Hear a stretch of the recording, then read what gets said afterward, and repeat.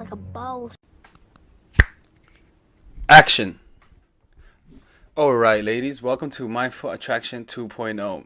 And in today's video, we're going to be talking about how to use charm to get any guys to chase you. So I'm going to be showing you how to be charming and how to use your charm to get any guys to chase you. This is going to be one of those dark videos that when I was making the notes, I was like, fucking A, goddamn it, not another one. Right? This is one of those videos that makes me look like the coach who teaches women how to manipulate guys, right? Charming allows men to know you and allows a man to feel a bond with you without being overly sexual, right? They know how, so being charming, a charming woman knows how to enter a man's spirit and reflect their ideal self through how they make them feel. You see, you make a man feel better about himself, you make him feel more masculine, right? So that's what charming is all about. It's all about knowing the weak areas, right? You engross them with your web through targeting a man's vanity and self-esteem. That's where you want to be targeting through using your charm. You want to target his vanity and his self-esteem. These are all the areas where a man has very little control of, and you have more power to control it, because the society that we live in values women above all things. So if a man gets a woman, his self-esteem will rise, and in the eyes of the world, he'll look like a higher value kind of individual. So inherently, attraction towards women, there is a certain level of self-esteem attached to it, attached to getting her validation, you see. And so you can increase your value through using these tactics, and you can see how you can easily control a guy, right? These so you get them emotional while you remain detached. So that's the point, is that you get them emotionally attached while you remain in the background unattached. You appear to be attached, but in reality, you're not really that attached. So at first, you appear weaker, but in the end, you end up with the ability to control any man's mood. You hence are stronger by nature. You become the seduced, the victim, and the one who's interested for the mere short term. You see? So that's where the feminine style seducing comes from. In terms of the feminine way of seducing has patience and passivity inherently in it. You see, it's thinking more long term. All right. So as you get to know them, by understanding them at the level of pain and pleasure, which is in their minds, their needs, understanding their wants, understanding their fantasies, and understanding what they really hope in their lives, you then tailor your attention based on those needs and hopes. Right. So you flatter him based on his weaknesses. You flatter him on specific and customized ways. So if he needs to feel more masculine, you feign weakness and allow him the illusion of empowering you. So if he's lacking self-esteem, you compliment him in a way that's specific based on the area that he's weak in. You see? So you find what triggers him, and then you use that as an anchor to control his emotions for the better, right? So for example, let's say he's an NBA player. I just say he's an NBA player, right? He's an amazing NBA player, right? So what do you say? Oh, there's no way I could compliment him. Mind you, every man has insecurities. No matter how awesome he is, he has insecurities. So if he's awesome at basketball, he's going to have one area where people neglect and he wishes people would notice, but because he's always being outshined by his basketball skills. So you look for that. You look at his side hobby. What does he enjoy doing? What, he enjoys playing golf? All right, then you begin complimenting him on his golf game, and you begin talking to people that you know in front of him about his golf game rather than his basketball game. And he's gonna feel good about himself because you're paying attention to an area that other people don't pay attention to. So, be warned though, is that this style of charm only works on the guys who have low self-esteem and not on guys who have really, really, really high confidence and a lot of options. That's the only thing about them that you got to be realized, right? So some ways that you could do this is become a source of good emotions, right? So allow him to speak about his problems and listen, and try to provide pleasure as a way to distract them, right? So you got to become a source of self-esteem, which means that don't talk about your problems in front of him. Don't complain about your problems. If you talk about your problems, talk about them quickly and then ask him about his own problems. See what I'm saying? We're going to talk about redirecting questions later on. So this can be done by so you provide pleasure in a way to distract them, right? So this could be done by teasing him and then giving into him from time to time, or just by listening and being there for him without you talking about your own problems, right? So from the start, another way that you can do this is from the start, develop a reputation of honesty, right? So when you first meet the guy, one of the most important things to develop the reputation is of an honest person, right? So this will pattern everything that you do. So if he knows you from the outset as an honest person, right, you can easily then almost pattern everything that you do. and he will never get suspicious of you, and he will never start doubting you. You see what I'm saying? But that's it's important for you to develop the reputation of an honest person from the onset. All right. So from the start, do that. Okay. Consider your intentions. For example, another way is friend zoning him, to be charming about it. Like friend zone home, right?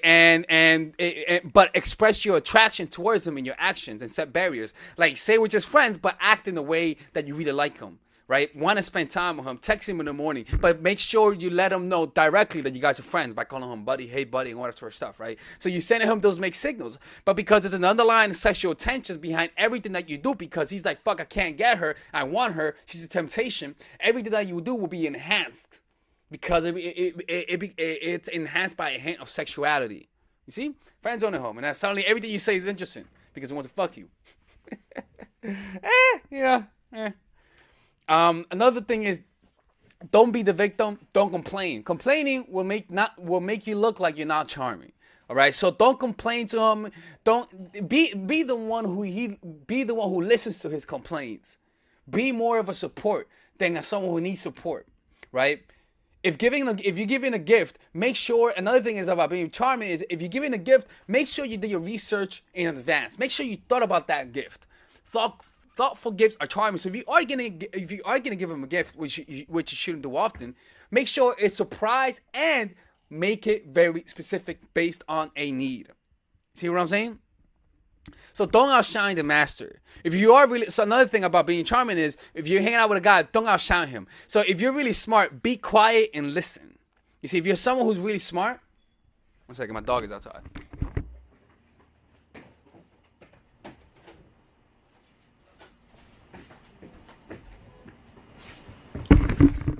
If you're someone who's really smart, act as though you don't know much and listen to the guy. Right? Rather than giving him advice, ask for advice and be like a child. Be curious about the things that he does. This is flattery at its finest, being curious about the things that he really loves. Right? People are charmed with others who display curiosity about what they do. This sometimes means lowering your own light so that he can shine higher than you.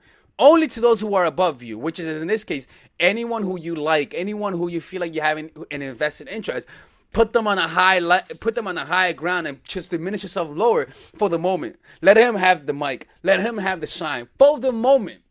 Why? Because now, when he feels like he has a shine, then you create space. Then you create space and let him feel what it feels like not to be in the limelight. Let him feel what it feels like not to be cared for, not to be someone who's around and ask him, how are you? Are you feeling sick? Do you need something done for you? You see, you give him a taste of what he wants and then you take it away. When a person talks about themselves, they naturally feel better. And so they'll naturally then attribute the emotions of talking about themselves to you. You'll be the anchor for those emotions. And so they'll naturally like you more. I'm telling you. So you don't do this all the time, because what happens is that if he says, seriously, what do? You don't seriously be like, oh, so I do secretary work. How about you?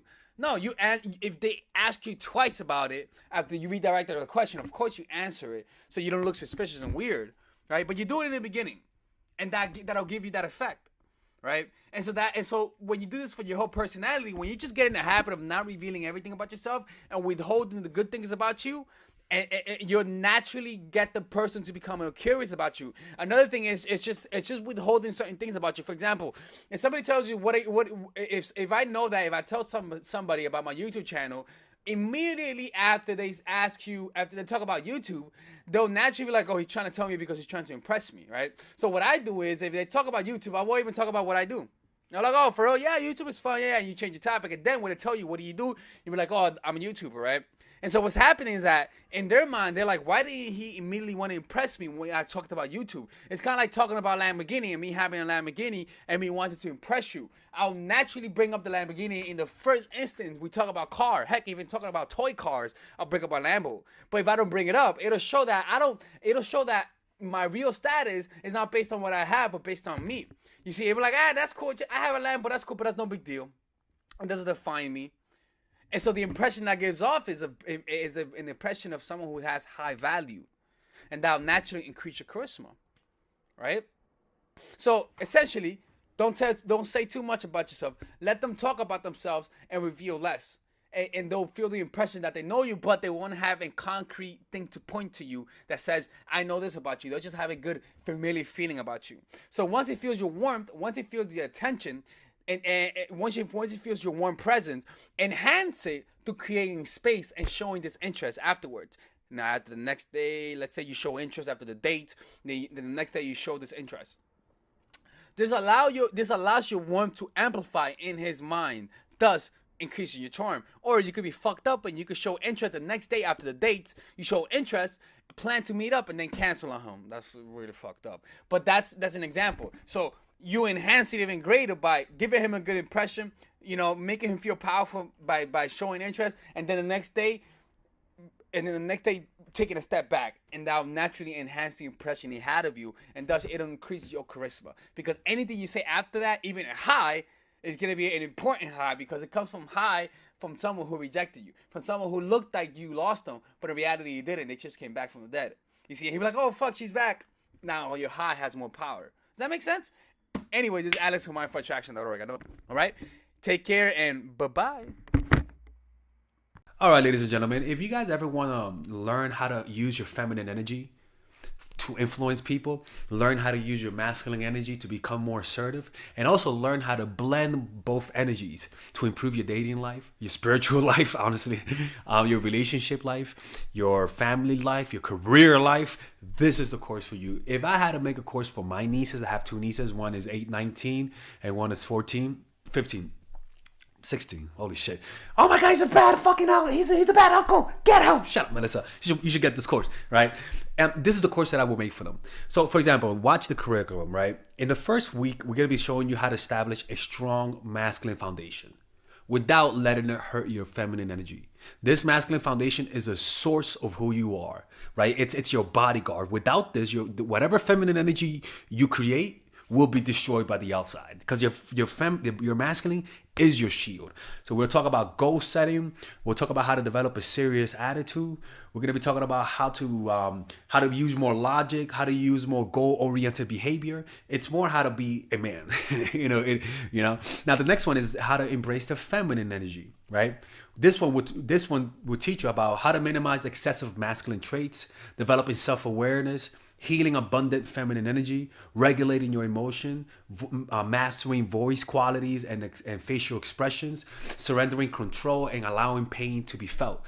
This is honestly, this will supercharge, like Kaioken, your masculine energy. After that, we have femininity in the workplace, and how to be feminine in the workplace without letting people take advantage of you, and the nuances of how women of power should behave versus women who are subordinates in the workplace, and even the dress code. This is based on psychology, people. It's kind of insane. I'm actually excited about this one. The next week, we talk about navigating the labyrinth of male and female friendship, and this a lot of women find confusing, so we talk about that. And how to identify envious friends, how to identify the good friends, how to keep male friends, and how to keep female friends. Week 5, we talk about how to release the burden of the past and stop and destroy mental projections. This is actually really powerful. And then week 6, we talk about how to increase your observational power so that you could read people better. And we have a bunch of bonuses. The course starts at $99, and you guys can pre-order the course today at $69 before it goes out. If you're watching this, most likely I'm in the meditation retreat, so I will be praying for all of you guys. And just click on the description down below of the video. Right there, you'll see it, and you could pre-order that course. It's gonna be out by the end of next month or the beginning of February of March. One of the two, people, because I have a 10-day retreat to do, and I want to finish the course after the retreat, because I think the ideas are gonna be so much better. All right, man. I'll see you guys later. Pre-order, man. I'm closing the channel.